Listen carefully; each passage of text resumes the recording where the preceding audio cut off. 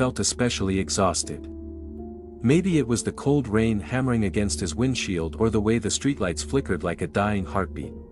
He turned onto his quiet suburban street.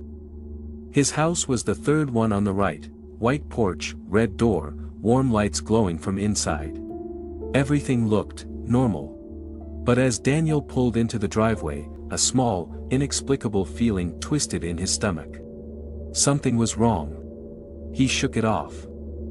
Just exhaustion. Grabbing his bag, he stepped out into the rain and walked up to the front door.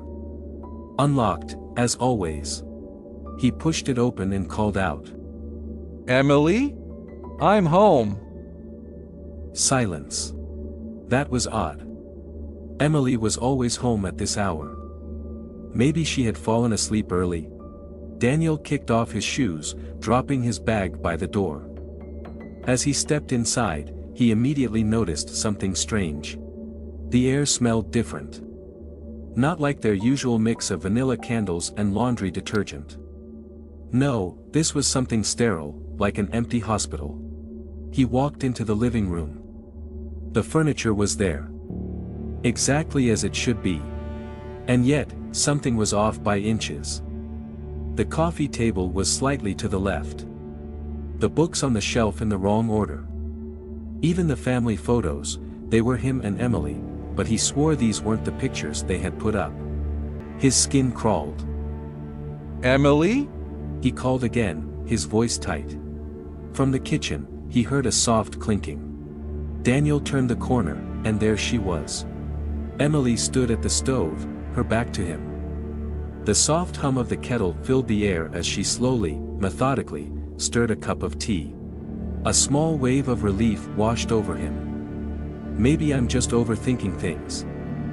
Hey babe. He smiled, stepping closer. Emily didn't respond. She just kept stirring. Her movements were too slow. Too controlled. The spoon scraped against the mug in an eerily perfect rhythm. Daniel frowned. Maybe she's mad at me. He walked around the counter to see her face.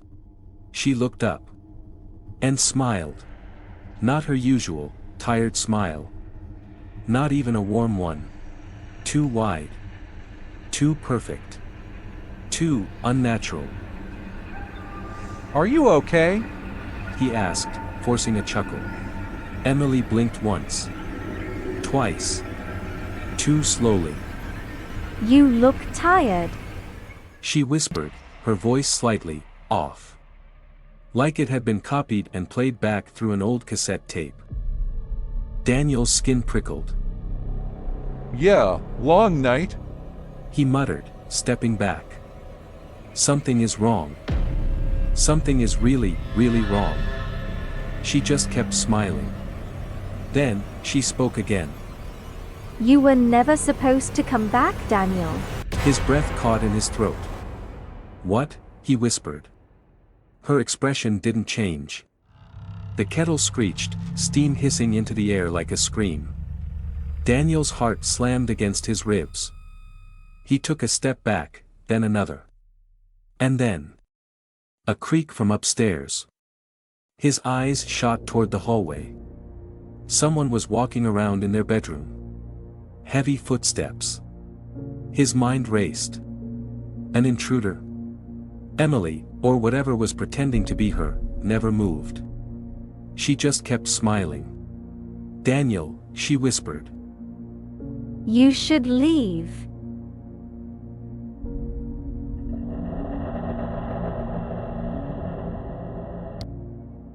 His hands shook as he grabbed his phone. His fingers fumbled. He dialed Emily's number. It rang once. Twice. Then. Hey, babe. Just leaving work. Want me to pick up dinner? Daniel froze. The voice on the other end was Emily's. The real Emily. His pulse pounded in his ears. His mouth went dry. Then, he heard it. A soft, slow breath, right behind him. He turned. Emily, the thing pretending to be her, was standing inches away. Her too wide smile stretching too far, her teeth impossibly white. Her head tilted. Way too far. Who are you calling, Daniel? He bolted. Slamming into the front door, yanking at the handle, locked. Bang. The footsteps upstairs were coming closer. Then, his phone screen glitched. The call with Emily cut out. And a text appeared. His blood ran ice cold. He spun back to face the fake Emily. But she was gone.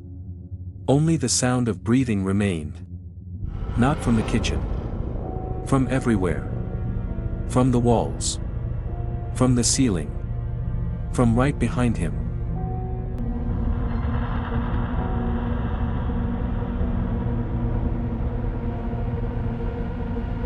Daniel turned toward the stairs. Slowly. A figure stood at the top. His exact height. His exact face. His exact clothes. You were never supposed to come back, Daniel. It smiled. Behind it, shadows moved. Dozens of figures. All identical to him. Their voices spoke in unison. This is not your home anymore. Daniel didn't think. He ran. Out the back door. Into the rain. As fast as his legs could carry him. His car keys were gone. His phone flickered and died. Behind him, the house was silent. Then, the porch light flickered on. The red door creaked open. And dozens of figures stepped outside.